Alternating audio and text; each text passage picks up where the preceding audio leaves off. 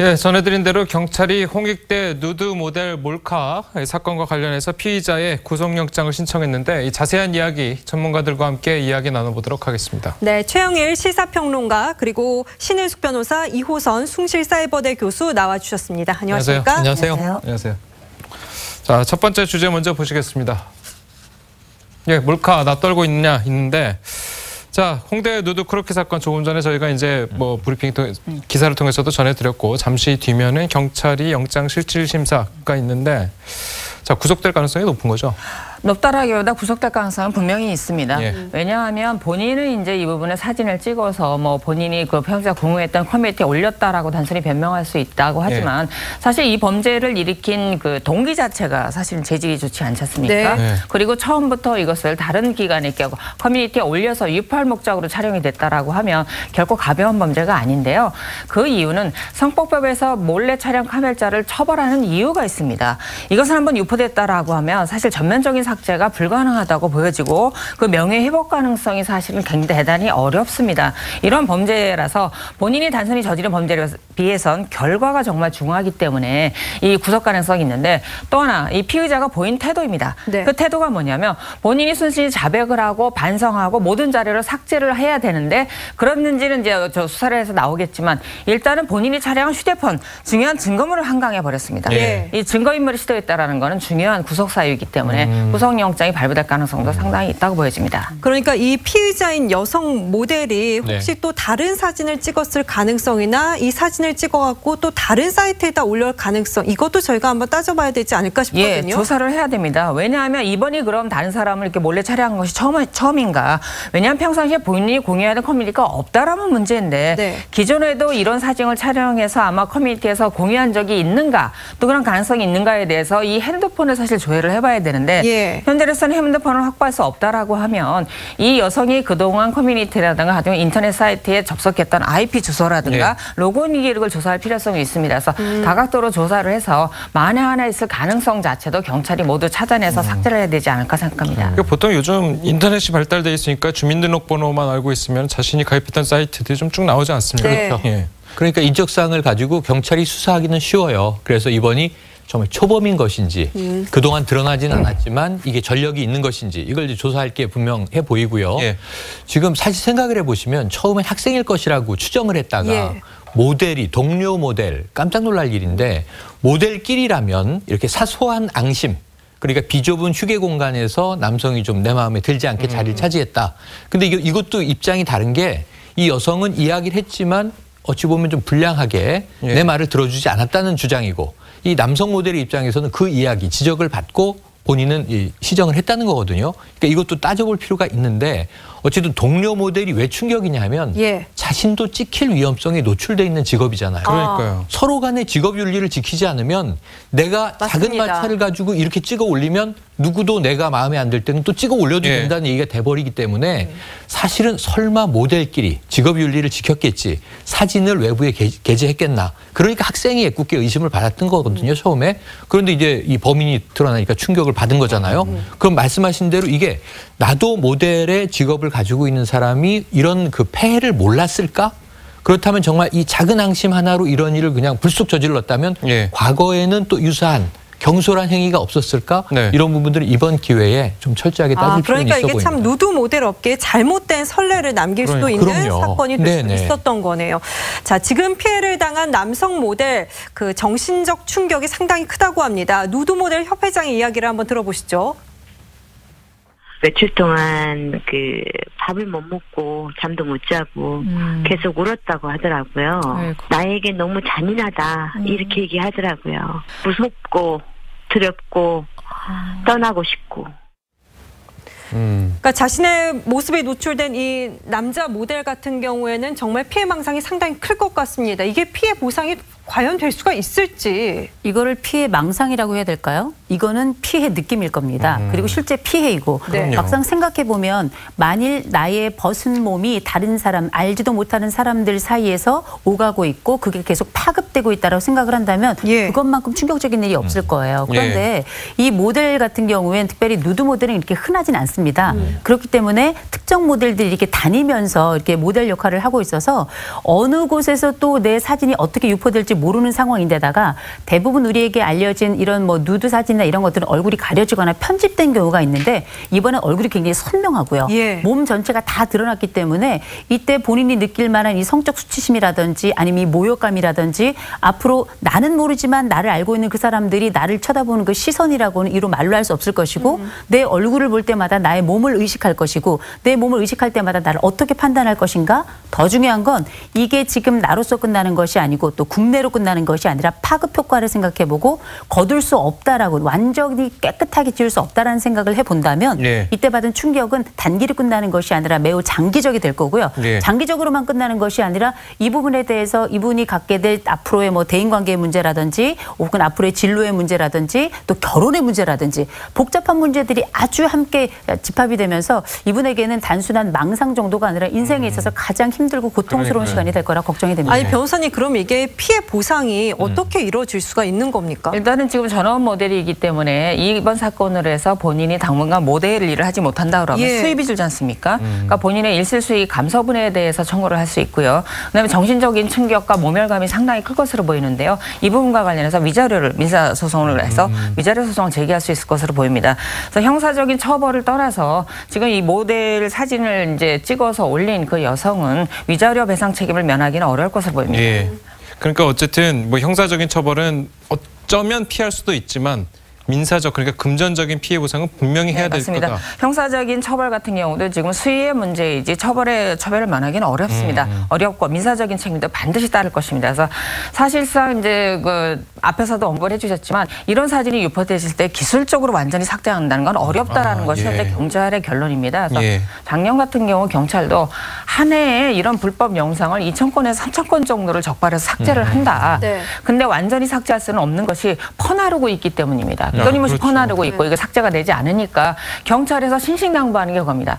찍지를 마시라 애초부터 영상을. 이런 면에서 볼 때 본인이 원하지 않는 영상이 이렇게 찍혔다라는 거 완전히 삭제가 되지 않는다는 점 이렇게 봤을 때는 사실상 피해 복구가 완전히는 어렵습니다. 그러니까 이게 얼마나 삽시간에 퍼져나갔는지를 우리가 알 수 있는 부분이 이 피해자 남성 모델이 주변으로부터 참 연락을 많이 받는다고 합니다. 괜찮냐 이렇게 연락을 많이 받는다는 것은 그만큼 사진이 다 퍼졌다는 거 아닙니까? 그 자체가 깜짝 놀랄 일이죠. 내 주변에 어떻게 알았지? 심지어는 내 주변 지인이나 가족 중에 내가 누드 모델로 일하는 걸 아는 사람도 없는데 근데 이런 이야기를 들었을 때는 자신이 좀 이 어떤 형태로든 감추려고 했거나 의도적으로 알리려고 하지 않았던 부분들이 다 퍼져버린 거잖아요.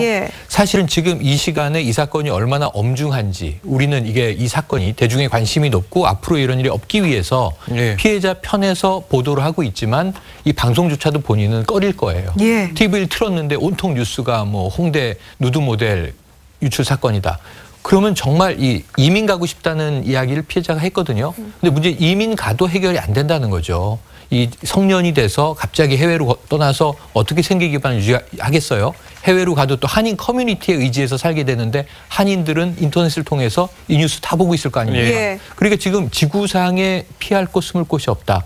그렇다면 이 사람의 이 지금 어떤 공황감 혹은 뭐 폐소공포 같은 몰입감 이것은 우리가 상상하기 어려울 것이어서 저는 피해를 참 정량화하는 것도 어렵지만 아마 본인의 당장 느낌은 지구 어디에도 지금 본인은 잘못하지 않았음에도 불구하고 숨을 곳이 없다. 어떡하지? 이걸 빨리 풀어줘야 되거든요.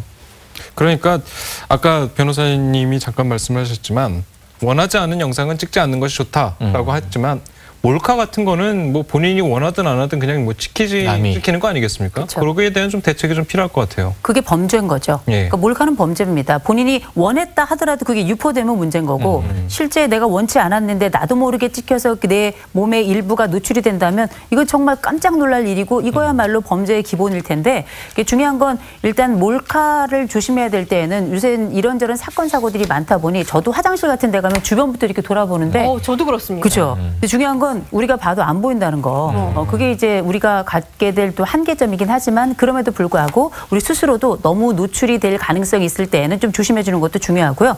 그리고 이런 기관이나 아니면 건물 같은 데서는 이렇게 요새는 이런 기구가 있더라고요. 어렵지 않게 구할 수 있는데 가끔씩은 정기 점검을 할 수 있도록 해주는 그런 시스템을 갖추는 것. 이것도 굉장히 중요할 것 같고. 그리고 누군가 나도 모르게 이런 몰카와 관련된 부분을 누군가 올렸다? 그러면 내가 먼저 신고를 해야죠.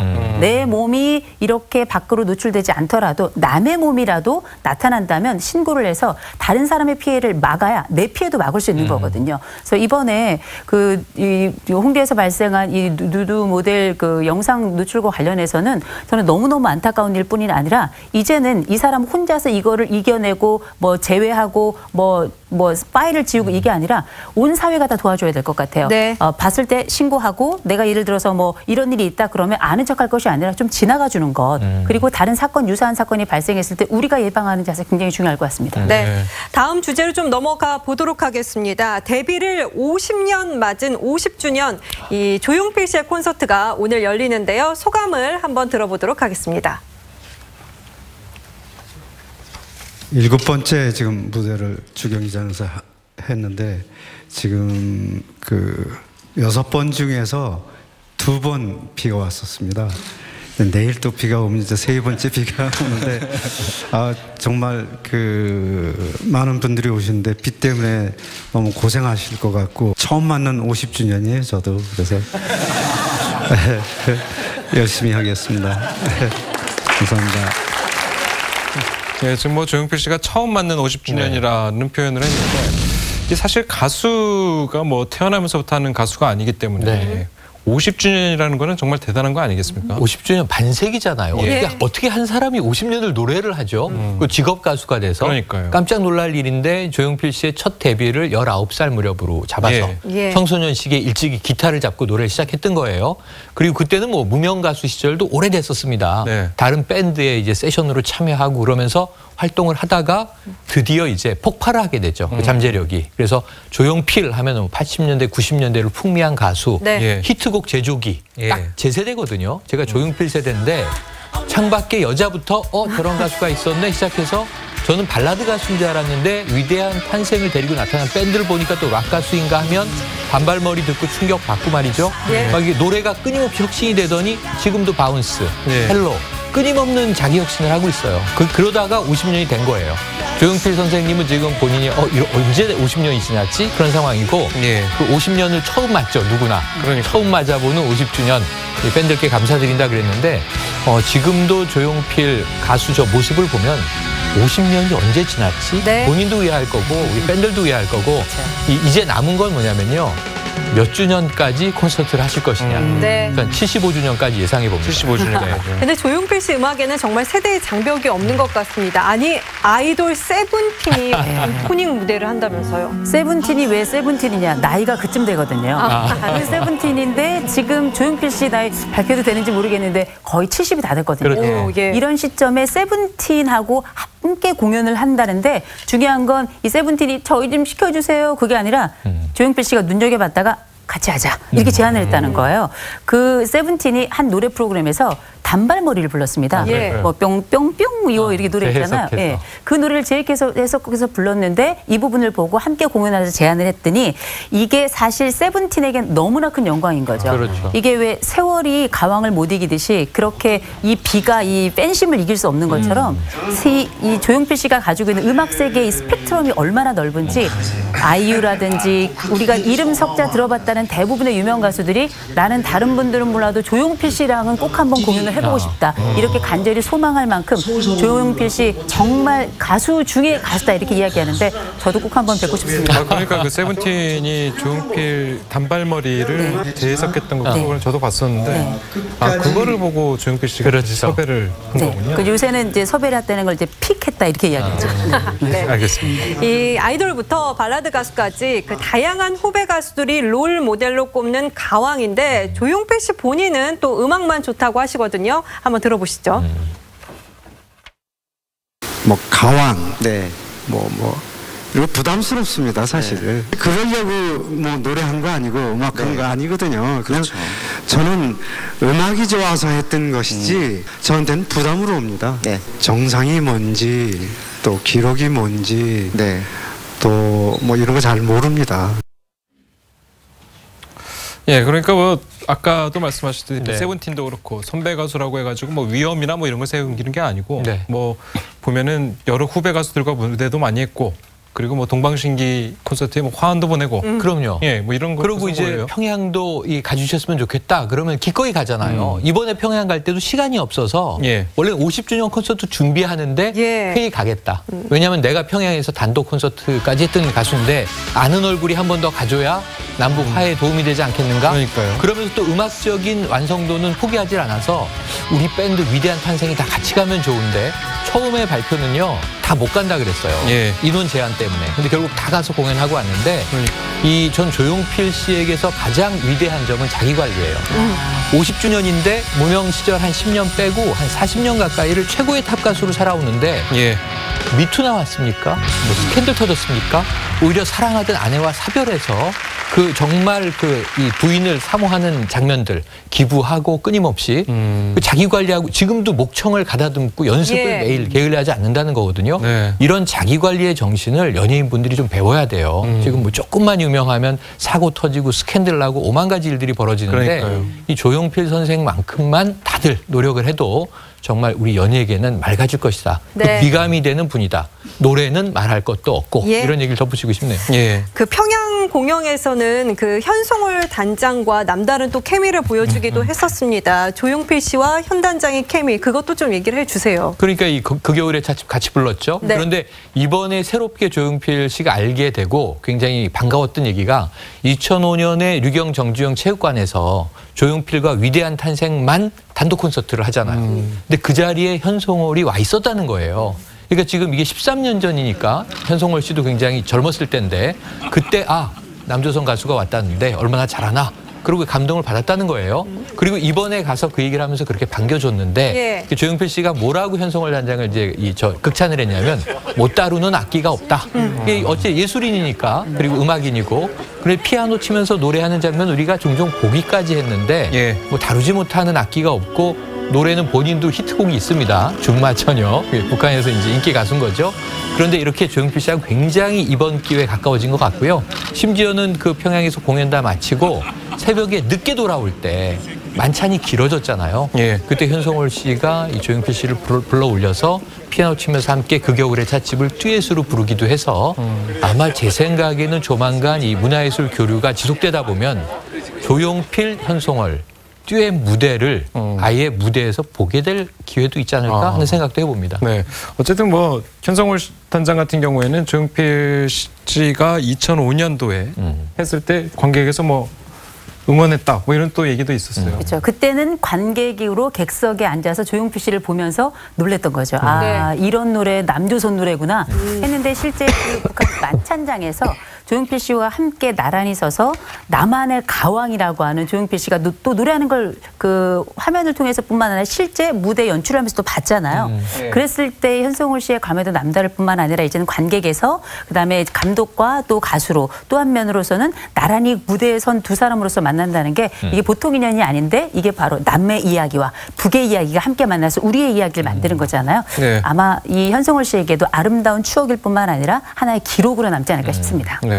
저희가 조용필 씨의 노래도 좀 들어봤으면 좋겠습니다. 한번 들어보시죠.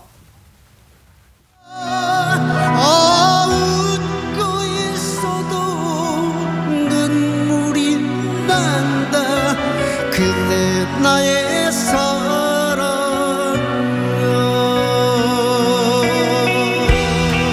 이 세상 어디가 슬픈지 어디가 기쁜지 그래도 나를 언젠간 나를 위해 꽃다발을 전해주던 그 소녀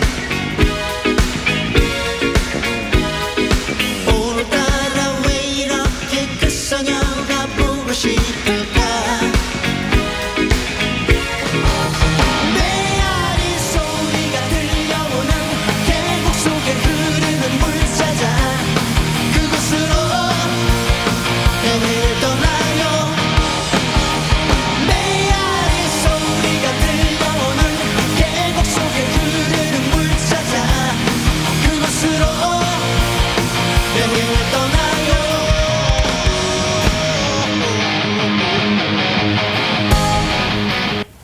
네, 조용필 씨에 의해서 다음 얘기를 좀 넘어가 보도록 하겠습니다. 어제 청와대에서 남북평화협력기원 남측 예술단을 초청해서 문재인 대통령 부부와 오찬을 가졌었죠. 최진희 씨가 평양에서 정말 부르고 싶지 않았는데 불렀다는 노래 뒤늦은 후에 이거를 그랬죠. 남편 때문에 불렀다고 합니다. 한번 들어보시죠.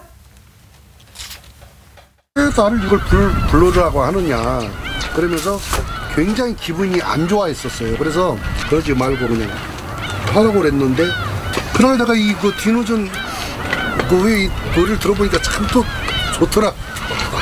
그 호응이 정말 좋았어요. 그러니까 이제 남과 북이 사랑하는 이제 국민 가수가 됐는데 이 최진희 씨 남편과의 러브 스토리가 화제잖아요. 예. 네, 맞습니다. 최진희 씨 같은 경우는 이제 전 결혼에 실패를 하고 재혼을 했는데요. 이 남편을 아주 우연한 기회에 만나게 됐고 현재 남편이 이제 적극적으로 구애를 해서 결혼을 했다라고 합니다. 이제 남편이 있는 회사에서 최진희 씨를 행사에 이제 노래를 불러달라고 초청을 한 거예요. 거길 다녀왔을 때 처음 남편을 보기는 했지만 본인을 좋아하는지는 몰랐는데 그 이후에 매니저를 통해서 계속 회사를 통해서 연락을 했다라고 합니다. 그래서 알고 보니까 최진희 씨를 여인으로 정말 사랑했다라는 고백을 받게 됐고요. 그때 사실 최진희 씨는 이제 전원에 실패를 하고 빚이 굉장히 많아서 살 곳도 없어서 이제 언니 집에 얹혀 살던 그 시절이었다. 근데 그 시절에 남편을 만나서 굉장히 도움을 받았고 위안을 받았다라고 합니다. 그래서 두 사람의 사랑이 딱이 터서 다시 재혼을 하게 됐고 평생을 하겠다고 하는데요. 지금 영상도 보시지만 굉장히 잘 어울리시잖아요. 아마 평생 행복하게 사시지 않을까 예상합니다. 그런데 최진희 씨 하면은 북한에 가장 많이 초대를 받은 가수이기도 한데 그래서일까요? 뭐 현성월 단장 만났을 때 이런 에피소드도 있었잖아요. 술에 취해갖고 현 단장의 볼도 꽉 꼬집어 봤다 이런 얘기도 또 하더라고요. 그렇죠. 어떻게 우린 친하면 한 번쯤 볼을 꼬집어야 될까요? 근데 그 장면이 굉장히 그 얘기를 들으면서 저도 너무 인상적이었던 게 보통 남과 북의 관계에서 아무리 친하다 그래도 이를테면 탁 단장하고 이렇게 손을 한 번씩 이렇게 축치던 이런 장면은 그럴 수도 있겠다 싶은데 볼을 꼬집었다? 그래서 어쨌든 그 북측에서 대표적으로 음악 감독을 하는 사람인데 과연 이럴 수 있겠는가? 이는 그만큼 이 최진희 씨가 가지고 있는 친밀도도 있고 또 현성월 씨가 보여준 그런 자유로운 부분도 이런 것도 있었겠지만 남과 북이 그만큼 많이 따뜻한 관계로 이어졌고 이게 상징적으로 나타난 게 아닌가 싶어서요. 얘기를 듣고 장면을 생각하면서 저도 재밌었습니다. 단독 공연할 수 있을까요? 북한에서? 저는 가능할 것 같아요. 왜냐하면 지금 북한에 9세대와 신세대가 이 우리나라 노래를 좋아하는 이 스타일이 좀 갈렸어요. 지금 이제 이 9세대의 경우에는 최진희, 사랑의 미로 이게 넘버원 가요고요. 이번 기회에 더 확산이 됐지만 두 번째는 뭐겠어요? 백지영이 총 맞은 것처럼 북한 대학생 1위고 아닙니까? 그러다 보니까 지금 앞으로는 최진희 씨보다 백지영이 더 대세가 될 가능성이 있는데 그 전에 빨리 쐐기를 받기 위해서 최진희 씨가 먼저 단독 콘서트를 하지 않을까 예견을 해봅니다. 알겠습니다. 오늘 세 분 말씀은 여기까지 듣겠습니다. 감사합니다. 고맙습니다.